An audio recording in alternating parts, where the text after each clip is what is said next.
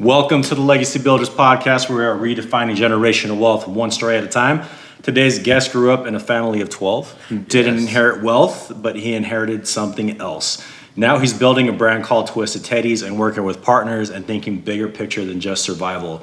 Preston, welcome to the show. Thank you very much, Mario. Awesome, man. I appreciate you taking the time. I know when we're kind of exchanging emails, you were like, I don't really have much to say or much of a story. I'm like, everybody has a story, right? So for those that don't know who you are, can you give a little brief background on who you are and what you're building right now? My elevator pitch. Sure. Yeah. So like he said, I'm Preston Craig. I have an MFA in illustration.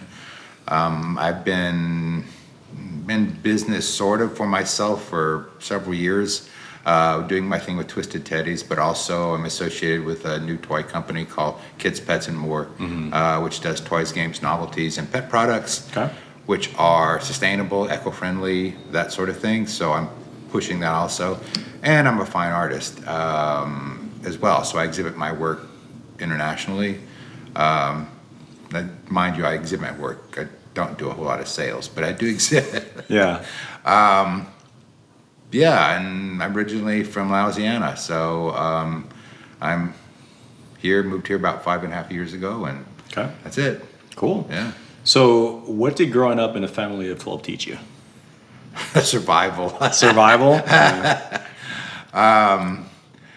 Basically, sharing, learning how to share, learning how to tolerate others that were different than you, learning how to get along in a lot of the sense, working together, doing stuff together. And learning all kinds of skills. Yeah. So I grew up on a farm, not a commercial farm, but a family farm. Mm-hmm. So yeah, all kinds of skills. And then I lived in a wooded area, so lots of place to go exploring and all that stuff. Yeah. So that's basically it. And then my dad always taught me that if you're going to do something, do it well and to the best of your ability. And that's what I try to do. Yeah. My dad taught me to measure twice, cut once, and do it right the first time. You're gonna have to do it over and over again. That's which I learned the hard way. That's exactly it. Yeah. Exactly it. Did you grow up on the older side or the younger side of your siblings? About the middle. About the middle. Okay. Middle child, fair face. Yeah. So I have 5 siblings older than me, and 5 siblings younger than me. And they're all still alive except for one. So yeah. Okay. Wow. And my parents died many years ago. So yeah. Okay. What did you learn about money growing up? And if money wasn't passed down, what would you say is one thing that was passed down? One of the funny things is that it's always been, according to my mom, a story that on her side of the family, the Burke side, that they had a wealthy brother actually there were 4 brothers from France, and they came to America and settled in Canada, but then they, except for one, came down to America. And the one in Canada kept all his money in the Bank of France. And then when he died, for whatever reason, whether there was a will or not, I don't know. But anyway, the family at some point sent an attorney over to Paris to try to get the money out of the bank. And the attorney came back and said he wasn't able to get it. So whether they paid him off, I don't know, but he was multimillionaire. So I missed it by that much. But yeah, growing up in a large family like that, I guess the only way I could say that we were poor is that we had people knew this large family lived on the street, and so people were always bringing clothes, dropping off clothes, and all that kind of stuff. We raised a lot of our own food, and so we were fairly self-sustainable. We had cows and chickens and all that stuff. And my dad, his whole philosophy was, if you can't afford to buy something with cash, you don't do it with credit. Yeah. So, and I got a lot of that from him. And, we went to parochial school. So my parents actually made a sacrifice to get us a parochial education instead of a public school education. So I guess I got a better education than others. I see it in my own family because half of them decided to go to a public school at some point. Yeah. They didn't turn out too well. And anyway, but as far as money goes, it was just, save. Yeah. That's really about it. Yeah. Okay. Do you think about that lost inheritance story quite often? I just think it's a funny story to tell. I often think about, what if, but also, according to this, the part of the story was that by the time that they sent someone over to get the money had, with interest, had whatever, the quadrupled or whatever so much that if they had been able to take it out, it would have broken the Bank of France. So who knows? You can't really do much, right? It's already in the past. It's only the past. I think about that with Bitcoin sometimes. Because like early on, about 15 years ago, oh, you should buy. I'm like, nah, I don't know what the hell that is. And then fast forward, and one coin is worth 50 grand. Yeah, I know. It's same here. It's like, what is this strange thing? Yeah. And it's not really quantifiable in the fact that you own a stock. Yeah. Or something like that, because it fluctuates with whoever's investing and whoever's withdrawing. So you never know. Do you think if that money had come through or you did obtain wealth, that Twisted Teddies would exist right now? Or would it just take on some other form? It's one of those paths. You never know. You never know what would have happened. Would we have been raised differently? Would our outlook be different? Would would we have lived in the place that we lived in? Because at one point the family was thinking about moving. Not that far away from where we lived, but it was in I guess you'd call it a little more upscale neighborhood. Yeah. And the only reason we didn't was we lived next door to my dad's sister, and she convinced him that his parents always wanted him to have this piece of property, and so they stayed. So, but yeah, who knows? If you had wealth, how different would your life be, and how different would your outlook be, and would you be a good steward? Of that wealth. Who knows? Yeah, you don't know. Yeah. So, where did the idea for Twisted Teddies come from? And for those that don't know what it is, describe it to them. You're actually wearing one of those shirts right now. Oh yeah, or one of your shirts. Yeah, this designs. Is, getting ripped, Teddy. Yeah. Yeah. So Twisted Teddies was born out of my Master of Fine Arts thesis, which was Twisted Teddies. And I graduated cum laude, so they must have loved my teddies. And it grew from I had a friend that did, she was an amateur painter, a bad amateur painter. And so she had done this painting of this teddy bear in a corner, like it had been disciplined or something. And I thought, painted really badly, but I like the idea. So, and she was throwing the canvas away. So I said, can I have this? And she said, yes. So I painted it out, redrew it, and did it in my style, and exhibited it. And when I exhibited it, the difference was that, so the teddy bear is sitting in the corner, and I added a drop of blood coming from his mouth.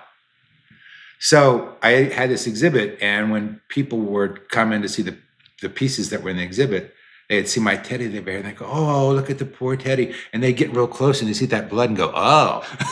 And so there was this attraction, repulsion thing that I thought, that was very interesting. So I'm thinking, okay, if this is, because the teddy bear is such an iconic symbol of childhood innocence, that when you use it to actually address something that more people are repulsed by, maybe it gets them to think about something in a different way. And so I came up with my whole concept for Twisted Teddies and used it to address social issues.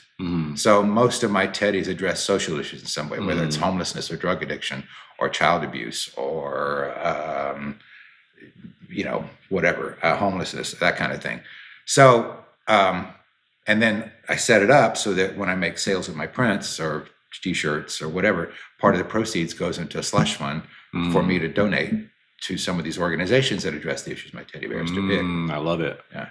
So I wanted to use my art to address social issues, but maybe be a positive source for social change. Yeah. So that's why I came up with it. And I've got like 18 different teddies so far. And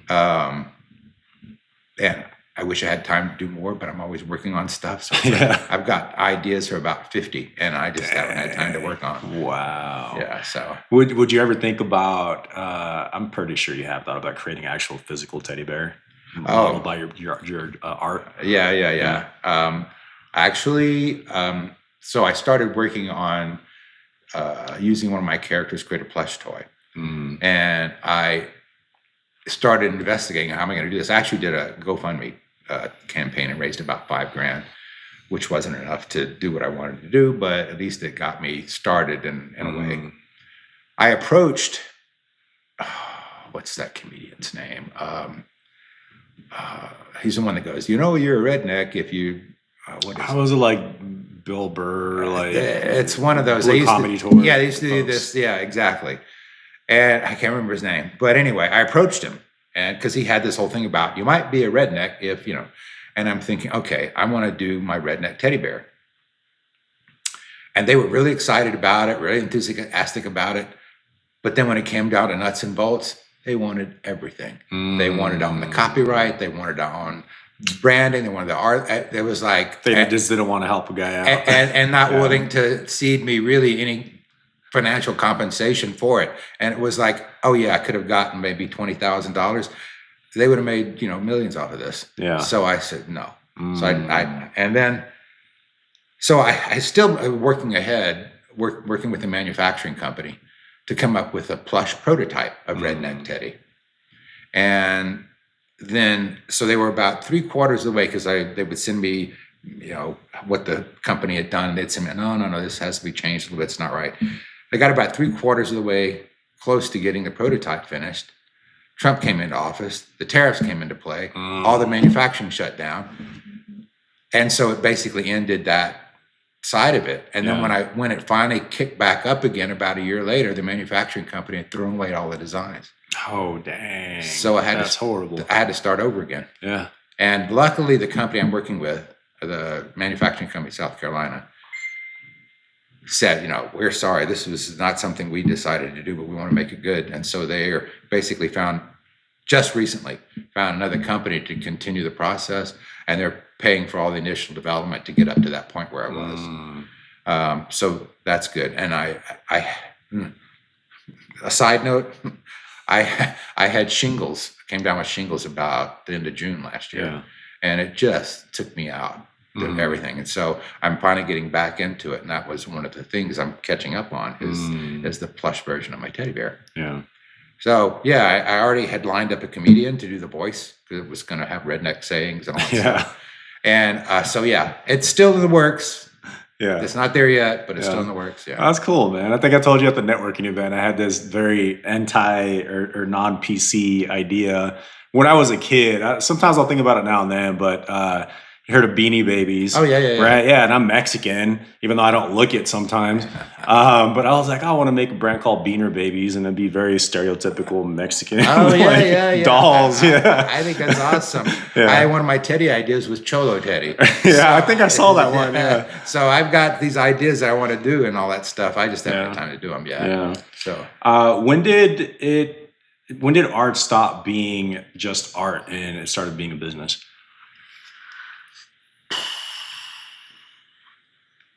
It was always a business. Okay.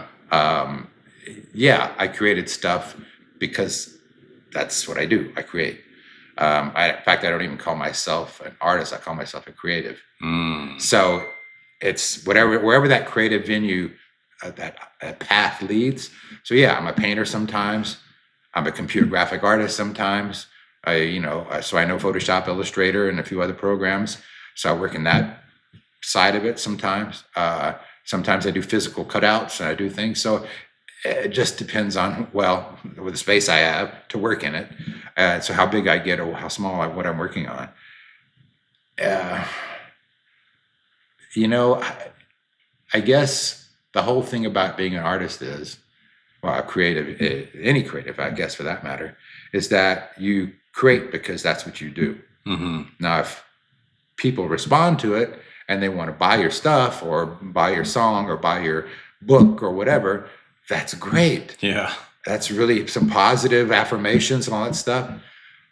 But you can't do it so that that's your goal. My goal is to sell my work and get it out there, because you lose the passion behind it. Yeah. Yeah. I agree. Yeah. So That was one of my next questions. Do you feel like business dilutes the art or the creativity?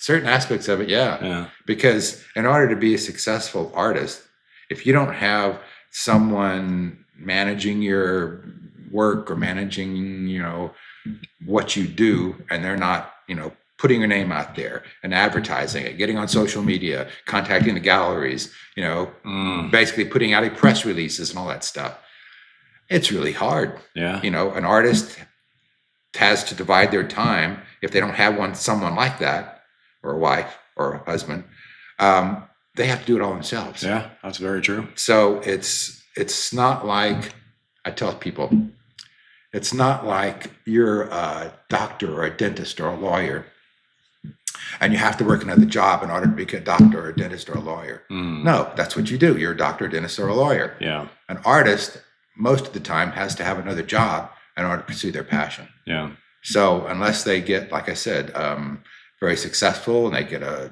following and they're able to monetize what they do, yeah, most of them have second jobs. Yeah. So. I love how you said that you don't consider yourself an artist, you consider yourself a creative, because I think after phrasing it that way, I'm the same way. From my childhood, I love art class, drawing, painting, whatever. Later on, I created music. I did rap and hip hop, and now creating podcasts. And I want, or cooking or whatever it is. Like I want to just get that creative outlet going, Yeah. So yeah, it doesn't matter what it is. Yeah. And it's funnily enough, it's all connected. Yeah. Whether it's like no knowledge is wasted. So stuff that you learned in your music, stuff that you learned elsewhere comes into, this podcast or whatever. Yeah, it all works together. Yeah. I like it. Talk to me about partnerships. What are your current partnerships and what are you building right now? Really, other than, because my Teddies I'm kind of doing on my own. The only partnership I'm involved in is this new startup, Kids, Pets, and More Incorporated. So I'm working with several inventors. So they've all invented these different products that kids, toys, games, novelties, and pet products. We have all these different things.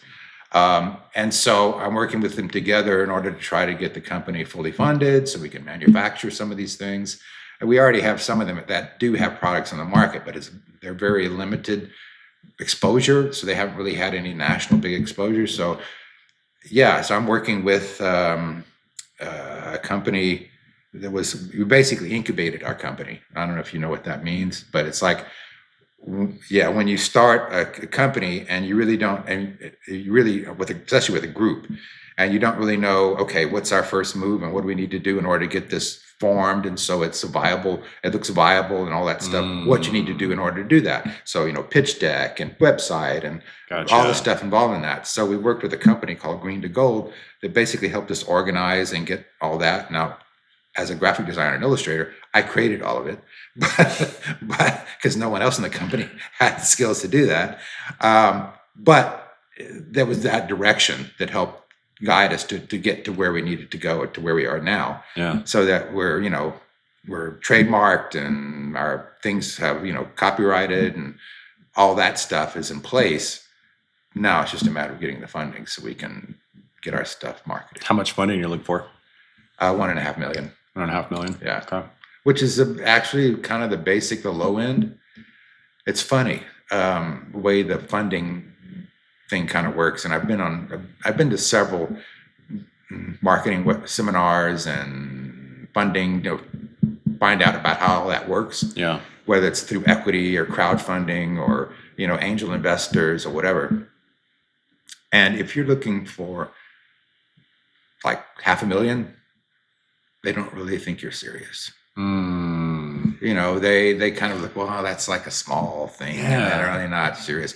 $1.5 million, oh, they're committed. They must have something going, So That's what we're I doing. remember you talking about that. Yes, and I've kind of found the same thing in my mergers and acquisition space. I'll talk to a lot of brokers or lenders, whether it's banks for SBA loans or whatever it is. I'm like, oh, I'm looking to maybe buy this $300,000 to $500,000 business, and they're like, oh, okay. I don't really get much feedback or feel like they're taking me seriously. But then when I go for that maybe $1 million business, then they're all over it, right? They're Yeah. super responsive. Yeah. Yeah, so it's like it's peanuts to them, and it drives me freaking crazy because they don't see I the agree. passion or like what I'm trying to build. I totally agree. Yeah. I totally agree. It's like, even if I could get $500,000, I would be able to, well, at least I can start and do a bunch of this stuff. It's like, okay, so I have to go for $1.5 million, before Yeah. you think I'm serious. It's crazy.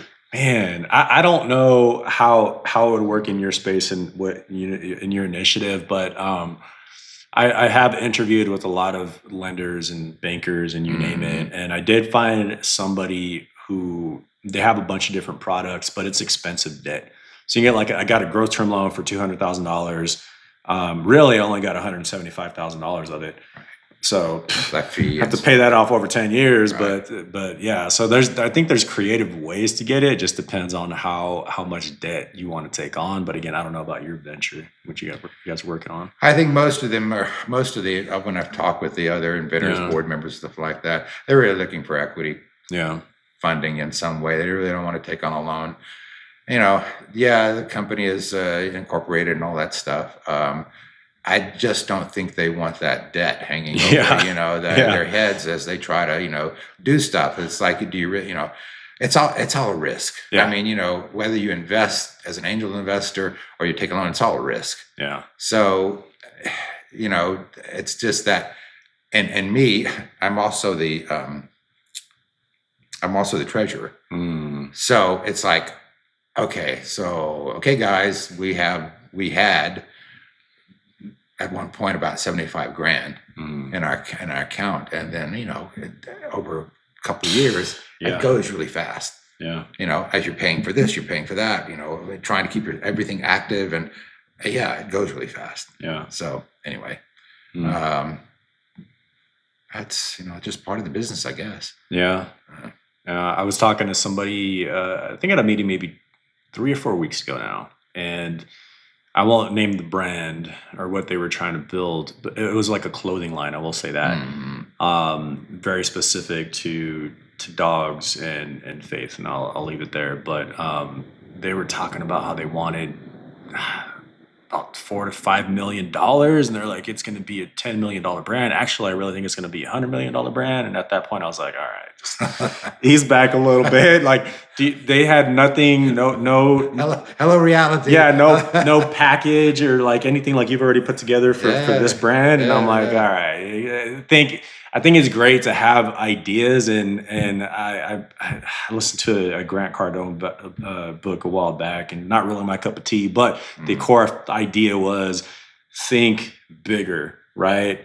Because if you think bigger, at least if you fall somewhere in the middle, you're still a lot closer than you would be, but you still have to have a freaking plan. You can't just go into things blind. You know? That's all part of the business plan. It's like when you're looking at all the things your company has to offer, and all the properties and the IPs that are available, all that stuff. And there are ways to quantify that. It's like you can go on SurveyMonkey. You can do different surveys and test your products out to an audience, a limited audience, and see what kind of response you get. And if it's 80% or more, then it's like, well, this looks like a great idea. This could really go. You get all that feedback, but that all goes into your business plan. Say, see, we've done marketing research. We know our products would be popular. We know they're marketable. And this is what we feel the company is worth based on that. And and of course you also have research you can do other toy companies that are maybe not comparable to yours, that don't offer the same kind of products you do, but at least you get an idea of how they started and what they use to actually give validity to their business. And so that's something you can use as well. So Well, I got one brick and mortar dog facility here. It's a training facility. So whenever y'all have products, you want to test them on the shelf. I don't get too much foot traffic. It's usually clients dropping off boarding dogs or picking up their trained dogs. But just give me a shout. We'd love to partner with you. That'd be awesome. So you told a few stories earlier about money, but what does generational wealth actually mean to you? Like, how would you define it? Other than financial, Yeah. I think also part of it is wisdom and Mm. life experiences Yep. and that sort of thing. I Yeah, I come from a large family. Most of my brothers and sisters haven't really traveled outside of their home state. Mm. I've worked in Norway and Denmark and England and Japan and lived in other parts of the world and traveled to 18 different countries, things that they've never experienced. Yeah. And it, it's frustrating. I mean, personally, I used to think this for a long time. Oh, everybody's done this. It wasn't so special. It was like, yeah, people get to travel and they get to visit. And the more I lived and the more I met people, it was like, no, It's not people don't do that. And it's like, oh, it's too expensive, or it's going to a country where they don't speak English.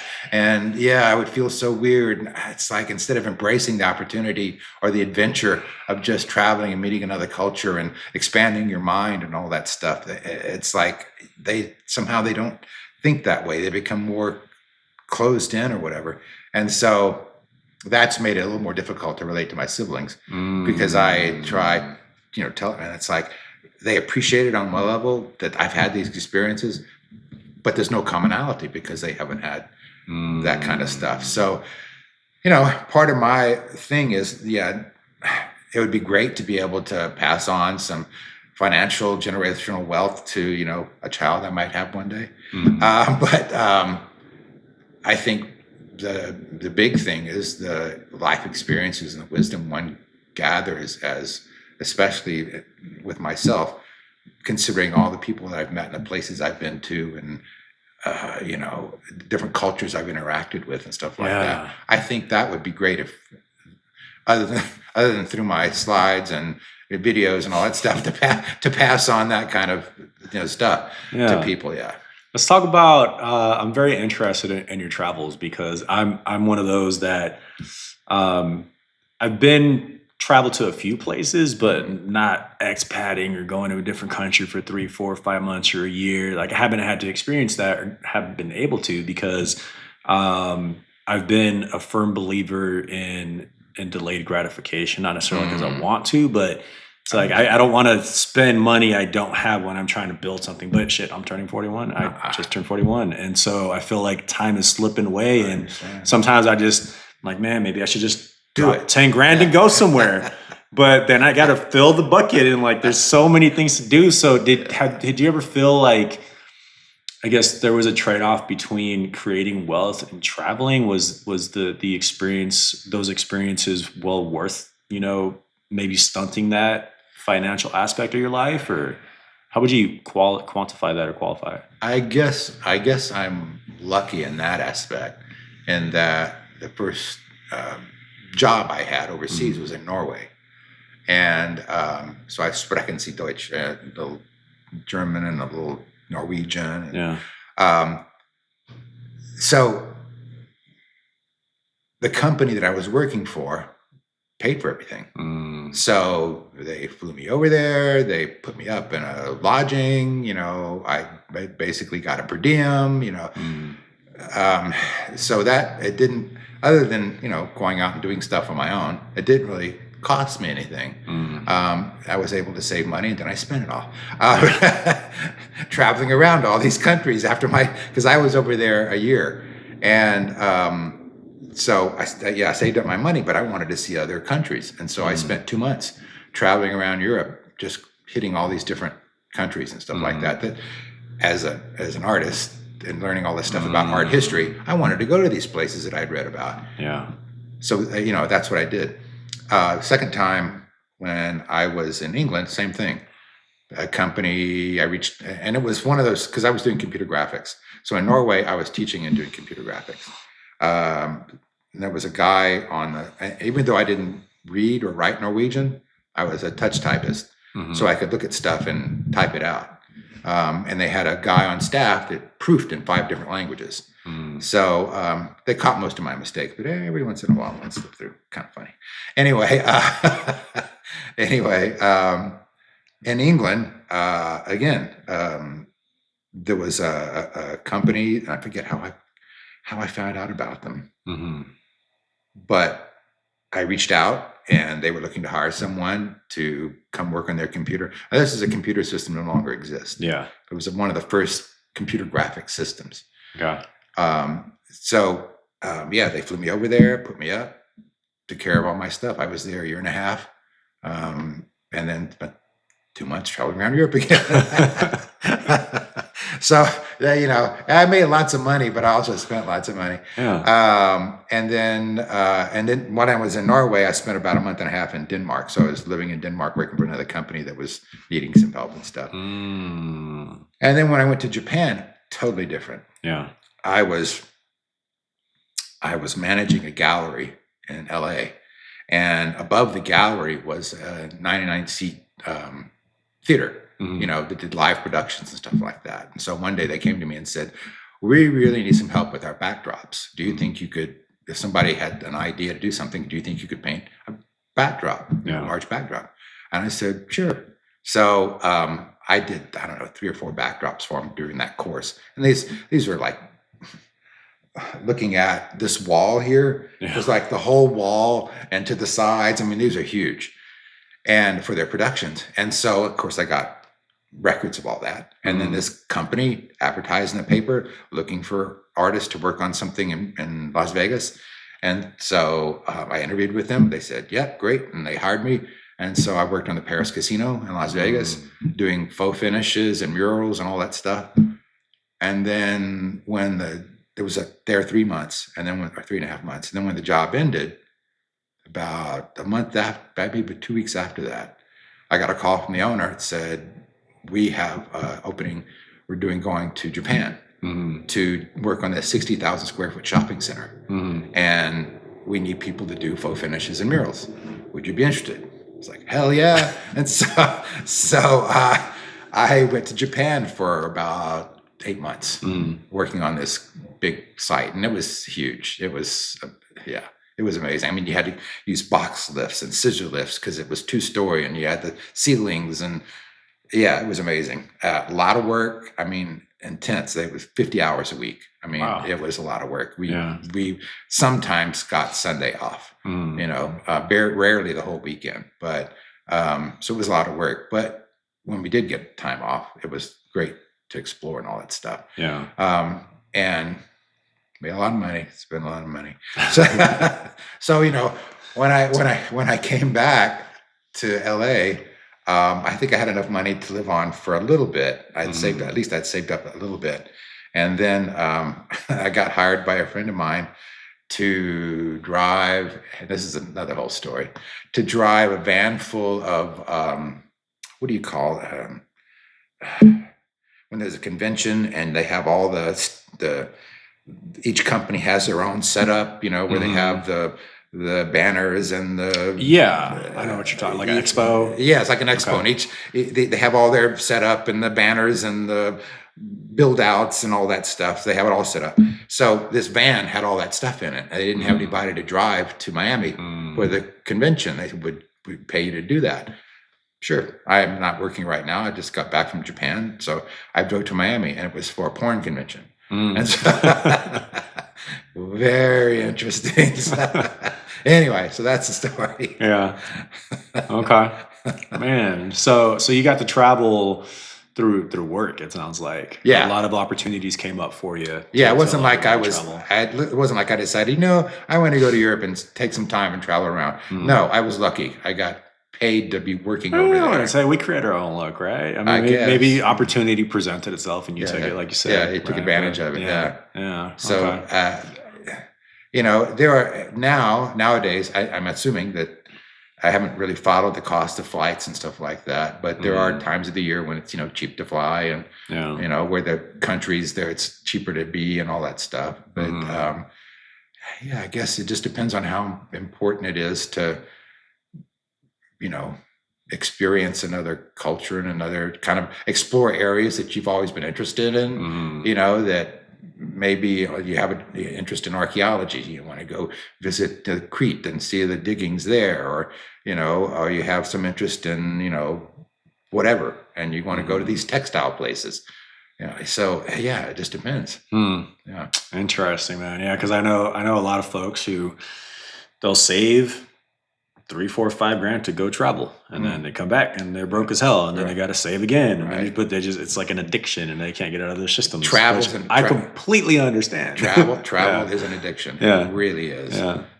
I mean, people say, "Why don't you just travel in America?" And I said, "Well, I have, but it's not the same." Yeah. And I visited like, I don't know, 15 or 20 states. Yeah. But it's not the same. Yeah. Interesting. Yeah. At some point, hopefully within it's funny because I keep saying in the next year or two, I'm gonna figure it out. I'm gonna have all this FU money, I like to call it, and I can travel wherever I want to. And 5 years goes by, and I'm still I feel like I'm this much closer, but just the goalpost keeps moving, But I would love to just pick up with my kids, and that's another thing. Is people that do travel a lot don't have kids, don't have that financial responsibility. So I see them travel, like they're on Facebook, going everywhere. I'm like, gosh, damn it, when is it my time? Funnily enough, when I was traveling, when I was traveling through Europe, I traveled solely by train. I think even in England, I only briefly drove a car a few times, but I traveled mostly by train. And I would see couples with babies in their, carriers on their back, and, young kids with some kind of, buggy or something pushing. So there were parents that were traveling with their kids. Yeah. The thing is like these kids were so young. There's no way they would have appreciated what their parents were experiencing. Yeah. But, when you have kids and you want to travel, and whatever job they had allowed them to time off and paid them enough that they could take their kids with them. So, I also think it probably depends on what type of traveler you are. If you want luxury and you want the nice fancy hotels and expensive food, then it's going to cost you an arm and a leg. But if you just want to go experience the culture and just nickel and dime everything, then you can do that too. That's another thing. Yeah. You have to decide on how Spartan you're traveling and it's going to be. Do you want to splurge every once in a while, or do you want to set up at a B&B, or the pensiones, which are great deals and stuff like that. Just depends. So what patterns are you trying to break right now? Patterns. The starving artist pattern. It's like a friend of my. I live with this 91-year-old millionaire, and he's actually was my landlord. And when I moved to Iowa, he had an apartment on the back of his house, and I lived in this apartment. And when he decided to move to Idaho, he's selling his whole property. It was like, I spent over a year looking for a place in LA that I could afford to have a studio and a space, and just couldn't find one. So he convinced me to move to Idaho and said, give me a place and I could rent a bedroom. And, so that's what I did. But he said, since I've known you, you've worked on a lot of exposure, but you haven't really gotten a lot of it. So it's like, so I've had teaching jobs, and because with an MFA, I can teach college and all that stuff. I can't teach public school because you need a teaching credential for that. But so I've had other teaching jobs and different various jobs, stuff like that, but nothing really where since I've been here, especially nothing where it's been like steady and I have a check everywhere I'm doing stuff. And I'm older and I can't do the things I used to be able to do. Also, I have to realize that. So if I'm limiting myself to part-time work, that really takes it down. So I guess any pattern that I'd be trying to break would be to become gainfully employed in some sense, or to make a success of the toy company, so that we get funded and I can get paid for my service, because it's all sweat equity right now. So I can get paid for my services, get my teddy bear out there, get the things done that I want to see done. Bring some stuff to the completion. I've got a couple of children's books I illustrated. Never did anything with that. I have, there are projects that I know would go. And it's like the money, you got to have the money to do it. So, but I did just finish illustrating. I think I told you, a cousin of mine wrote a legacy piece for basically his kids and grandkids, and he wants to put it on Amazon to see if there's any interest. But it's basically a book of short stories about his life, how he grew up as a kid, people that he experienced as he grew up, his travels as a engineer architect, Russia and different parts of the States and different parts of the world. So I did 21 black and white illustrations. He paid me to do that for his book. So that was a nice little chunk of change that I got, that I've been able to use creatively and pay off some credit cards and do some other stuff.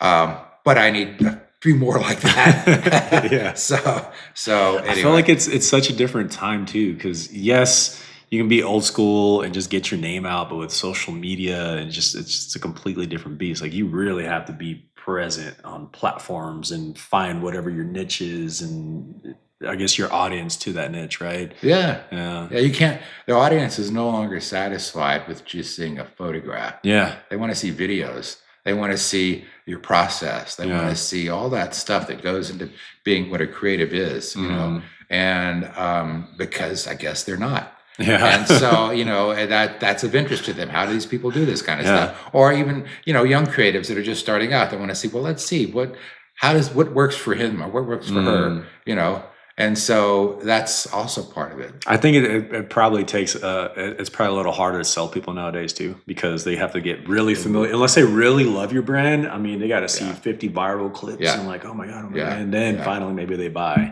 So I just think it's no longer, oh, I know Preston's a good dude. Right. Let me support him, buy some of his work. Right. It's like, what else has he got?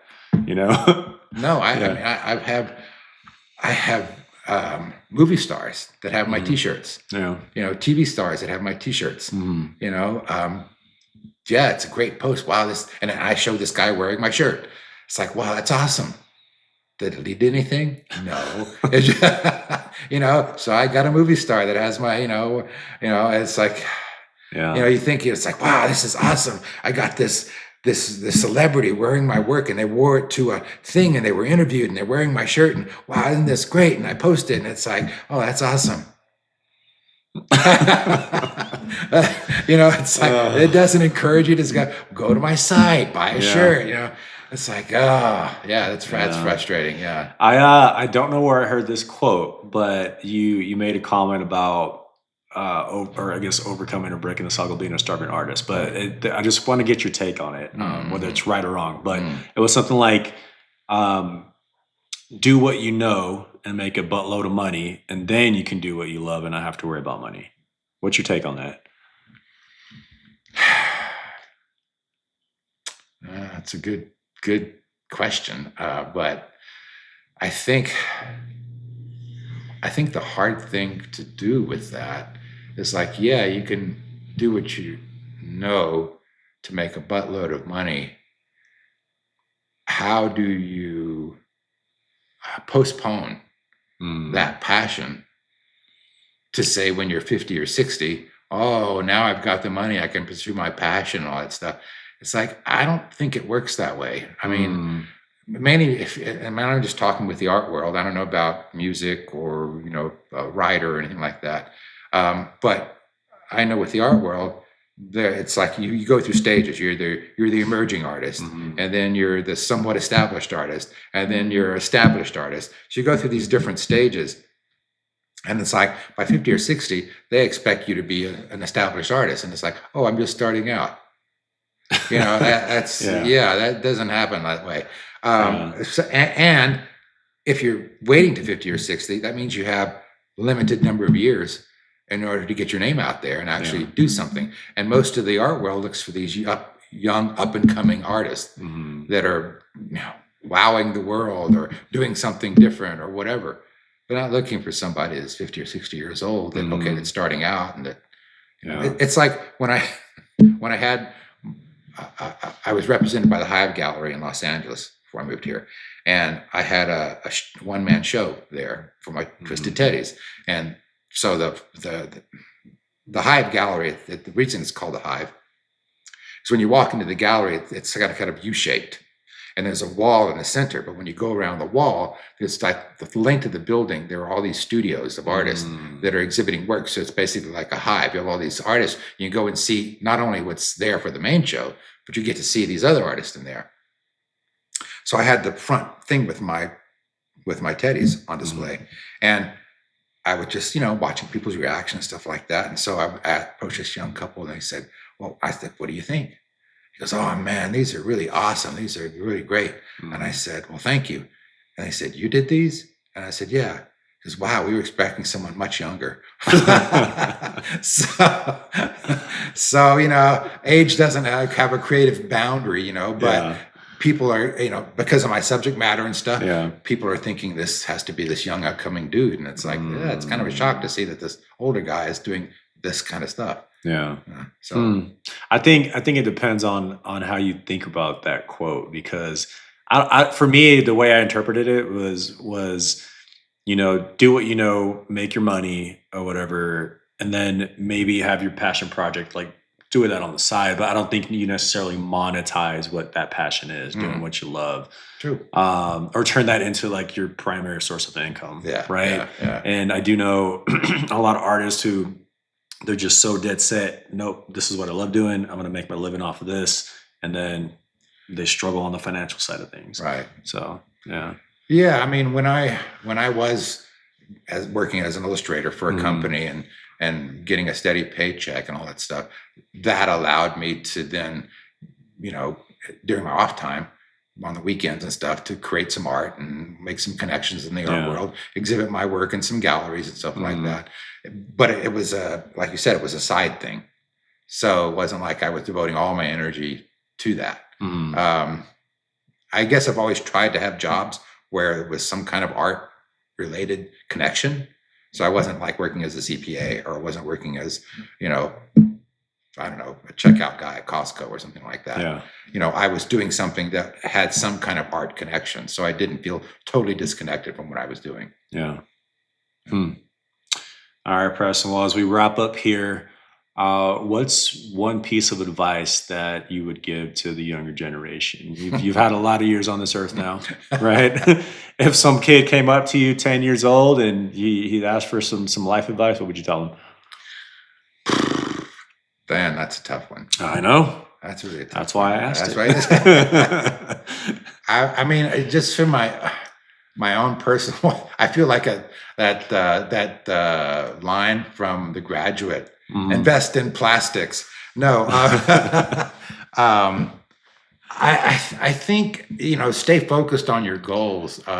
Wherever your path takes you, don't lose sight of your goals. Have a goal that you're striving for. Yeah, you can take side events and stuff like that, but don't lose track of what it is that energizes you and that you're going for and stuff like that. I would also say, take the time to have a family. That can be a huge distraction, but there's a lot of, positive aspects. I guess you could say that maybe with having a family, you don't have the choices that you might have otherwise. This is true. That you might be forced to do things in order to take care of your family. So maybe that does make you more focused. Maybe it does make you more disciplined in order to get the things done to take care of your family, but also take care of yourself. So that's all I can say. I think that's one of my biggest regrets. Not starting a family soon enough. So still time. Yeah, I know. Working towards it. Hey, Preston, you have a hell of a story, and you said you didn't have nothing to talk about. I got 45 minutes of proof right now. Oh my God, it was that long? Wow. I didn't realize it was that long. I really appreciate you sharing. And I feel like Twisted Teddies isn't just a brand; it's a statement, right? It's an extension or expression of yourself and against society. So. For those that are interested in just you or your brand, where can they find you? Well, twistedteddies.com. That's the website. And Teddies is spelled Teddys, not Teddies. If you do that, you'll get lingerie. so That's good. Twisted Teddies. You can also go to PrestonFineArts.com. And my things, I've actually got them listed on Redbubble. So if you go under Redbubble, which is a site that prints your artwork on everything, and they basically, you get a commission when they make sales. Gotcha. So if you go under One Art Dude in Redbubble, you'll find me.